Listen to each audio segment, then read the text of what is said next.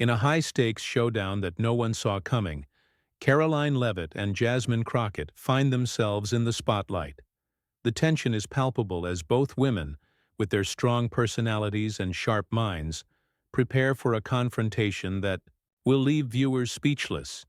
It's a battle of words, wit, and power, but one of them is about to face an unstoppable clapback that will change the entire narrative. Who will come out on top when the dust settles? Make sure to like and subscribe. For more exciting content like this, Jasmine Crockett had always prided herself on her ability to stand her ground. Whether it was in the courtroom, the halls of Congress, or on national television, she knew how to speak with authority, to dominate a conversation. So when Karoline Leavitt, a rising star known for her sharp tongue and quick wit, made a controversial statement about her, Crockett was ready for the challenge. She was confident, perhaps overly so, that she could outshine Leavitt in any debate, any argument. But what had she underestimated? Was it Leavitt's strategic mind? Or was it something far deeper? Something that Crockett couldn't yet see? The anticipation for their clash had been building for days, with social media buzzing over the inevitable confrontation. The public was on edge, eager to see how the two women, both known for their fierce rhetoric, would interact. When the moment finally arrived, it was clear that this wasn't going to be a simple exchange of words. The two had been invited to a panel, a space where political figures often went to air their views, share their opinions, and engage with one another. But today, it was something different. This wasn't a conversation. It was a showdown. Leavitt was the first to speak, and Crockett was ready. The words were sharp, cutting, a pointed jab at Leavitt's position on a recent issue. It was a move Crockett had rehearsed in her mind 1,000 times over. "You've got no understanding of the situation, Karoline. You've been living in your echo chamber while the rest of us are fighting for real change." She leaned forward, eyes locked onto Leavitt, daring her to respond. But Leavitt wasn't fazed. She simply smiled, calm and collected. "It's easy to preach from the sidelines, Jasmine," she said, her voice dripping with sarcasm, "but if you had actually done something to fix it, we wouldn't be here discussing it, would we?" The room went quiet. Was that the clapback? Could Leavitt truly turn the tables with such a simple response? It was a well-aimed shot, one that caught Crockett off guard, but Crockett wasn't about to back down. The audience was hanging on every word, waiting for the next move. This wasn't just an argument. This was a battle for control, for dominance. Crockett had believed she was the one in the driver's seat, but now something was shifting. Had she made a miscalculation? Could Leavitt be playing a far more intricate game than she realized? Or was this just the beginning of an even more intense exchange? As the tension continued to build, one thing was certain. The real challenge was only just beginning. The room remained eerily still, as if everyone was waiting for the next move to shatter the silence. Karoline Leavitt's words had landed, and the subtlety in her delivery was unmistakable. But Jasmine Crockett wasn't the type to let a comment slide. She leaned in, her posture more rigid now, sensing the challenge in the air. This was not a debate she could afford to lose, at least not in front of the cameras. The stakes were higher than anyone realized. For a moment it seemed as though Crockett would regain control, that she would launch into a counterattack so sharp it would pierce through Leavitt's calm demeanor. But Leavitt wasn't intimidated, and that realization stung. In fact, it was clear she wasn't just prepared for a confrontation. She was prepared to dominate it. "I get it, Jasmine," Leavitt continued, her tone cool and calculated. "You think that because you fought hard in Washington, you have all the answers. But sometimes fighting doesn't mean winning. You've been fighting battles for years, yet I'm the one actually getting things done." Crockett's eyes narrowed, but she held her ground. "I don't need to be condescending, Karoline, to prove a point," she shot back, her voice colder now, every word like ice. "You've been playing politics from the sidelines while the real work is happening right in front of us." Leavitt's smile only widened. She wasn't backing down.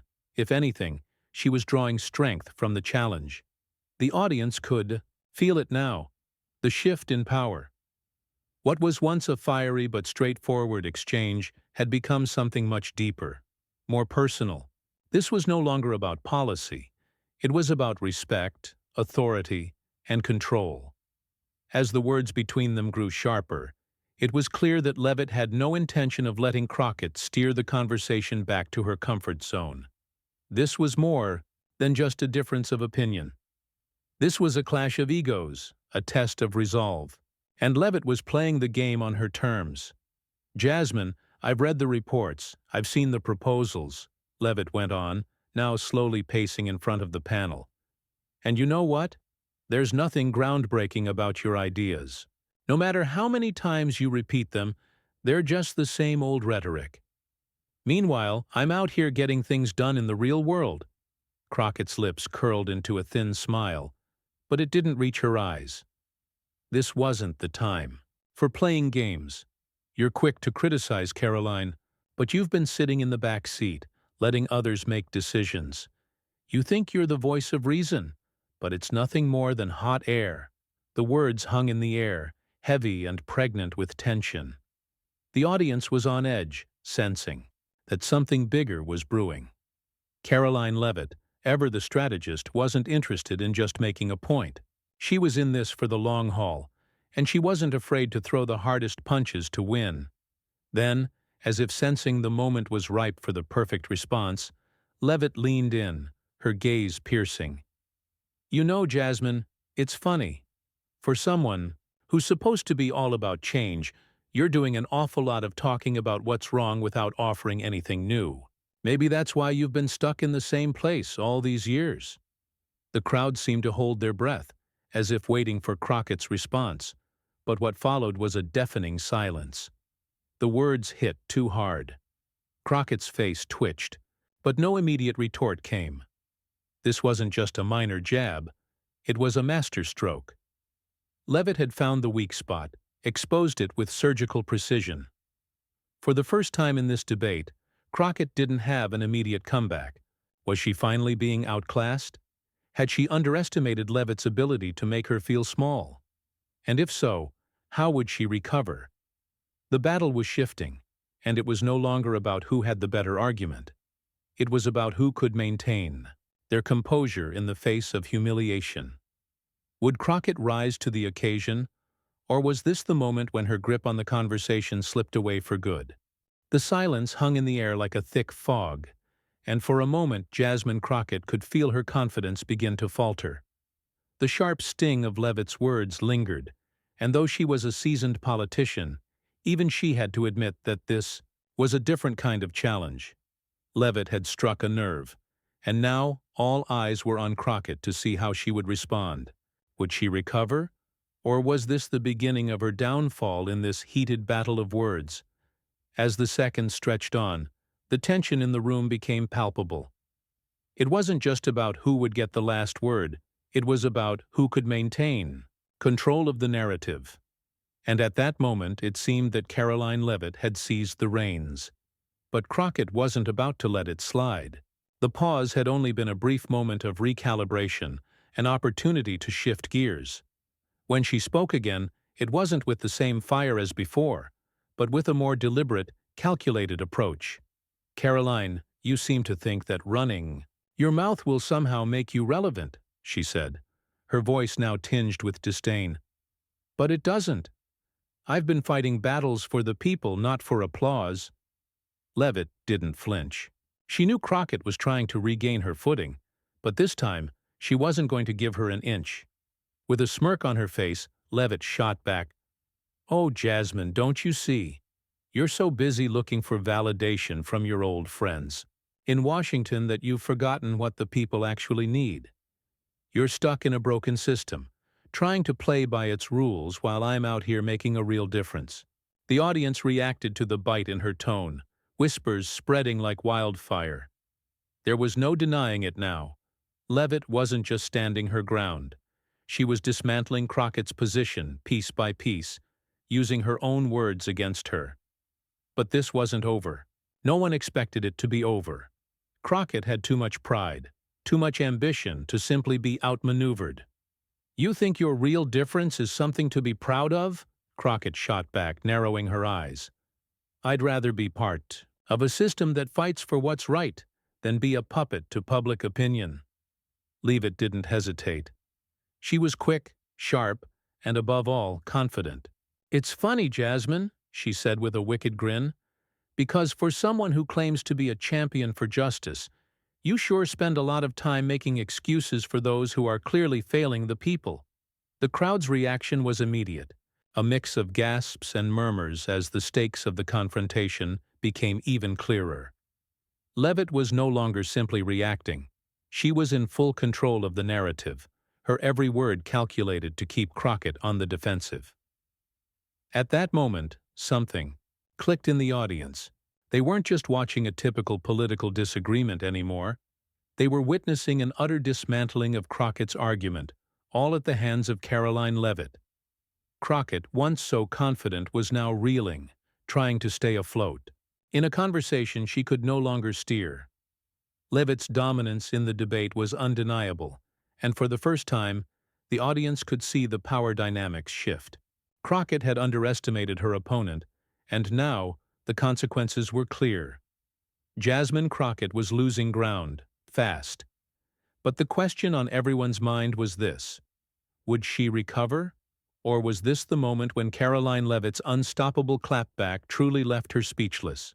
Jasmine Crockett's face betrayed a mix of frustration and disbelief. She had expected a heated exchange, but this? This was something entirely different. For the first time in her political career, she felt the overwhelming weight of losing control in front of an audience that had once hung on her every word. It was as though Leavitt had not only defeated her in this debate, but had exposed her vulnerabilities to the entire world. The camera zoomed in, capturing every nuance of Crockett's expression. Her clenched jaw, her narrowed eyes, the tight grip on the podium. She wasn't backing down, not yet. But how could she come back from this? In the face of Leavitt's relentless confidence, Crockett had no choice but to dig deeper, to find something within herself that would give her the upper hand. She leaned forward slightly, taking a deep breath, trying to regain the composure that had slipped away from her in the wake of Leavitt's verbal onslaught. "Let me tell you something, Karoline," Crockett began, her voice now calmer, more controlled, but the edge of tension still lingered. "You think you can stand there and preach about change, about making a real difference? You've been out of touch with reality. For so long you don't even know what it means to truly fight for the people." Leavitt's smirk didn't falter. She was untouchable, her gaze unwavering as she listened to Crockett's attempt at a counterattack. But even as Crockett spoke, it was clear that the fire Leavitt had ignited in her had already taken hold. She was now the one on the defensive, and the crowd could feel it. Crockett's words rang out, louder now, sharper, as though she were attempting to rally herself one last time. "I've been in the trenches, fighting for what's right," she declared, "and I'm not about to let someone like you stand up here and act like you have all the answers." But as she spoke, the reality began to set in. Leavitt's composure, her unshakable confidence, it was undeniable. It was clear to everyone in the room that Leavitt wasn't just playing the game, she had already won. The question was no longer whether Crockett could turn the tide, but whether she could salvage any semblance of her reputation after this humiliating exchange. With a final confident step forward, Karoline Leavitt addressed the room. "You know, Jasmine, you're right about one thing," she said coolly. "I don't have all the answers.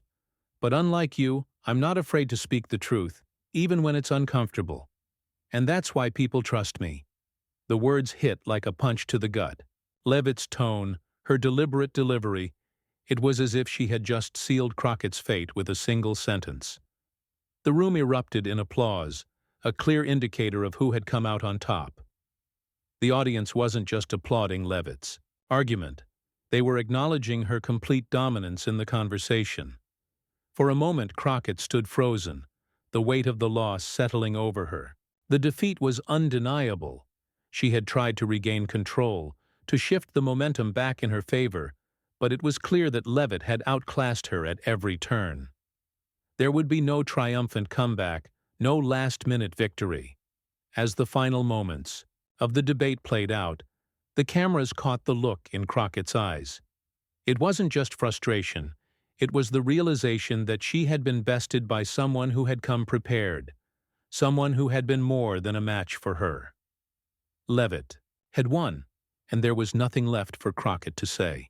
The applause for Karoline Leavitt continued to thunder through the room, echoing off the walls as the audience recognized what had just unfolded. Leavitt, poised and confident, soaked in the admiration of her supporters. She had delivered a performance that was both calculated and devastating, proving not only her political prowess, but her ability to hold her ground against a much more experienced adversary. For Jasmine Crockett, however, the cheers felt distant, almost muffled. The overwhelming pressure that had built over the course of the debate finally took its toll, and her shoulders slumped slightly. She had entered this room with the intent to dominate, to leave no doubt about her strength and vision for the future. But in the end, it was Leavitt who had shattered her illusion of invincibility, turning the tables in a way that no one had predicted. What was supposed to be a moment of political prowess for Crockett had turned into a public reckoning. Her response, which had started with fire, now felt hollow, weak, and completely out of place next to Leavitt's sharp retorts. The audience, who had once admired Crockett's tenacity, now seemed to doubt her ability to lead with the same strength she had once projected. And then there was the aftermath. The social media feeds were already buzzing with the news of the debate. Every comment, every tweet, every post seemed to carry the same message. Leavitt had won. No one could ignore the cold reality that, in front of millions, Karoline Leavitt had outshone the seasoned politician, leaving her competitors in the dust.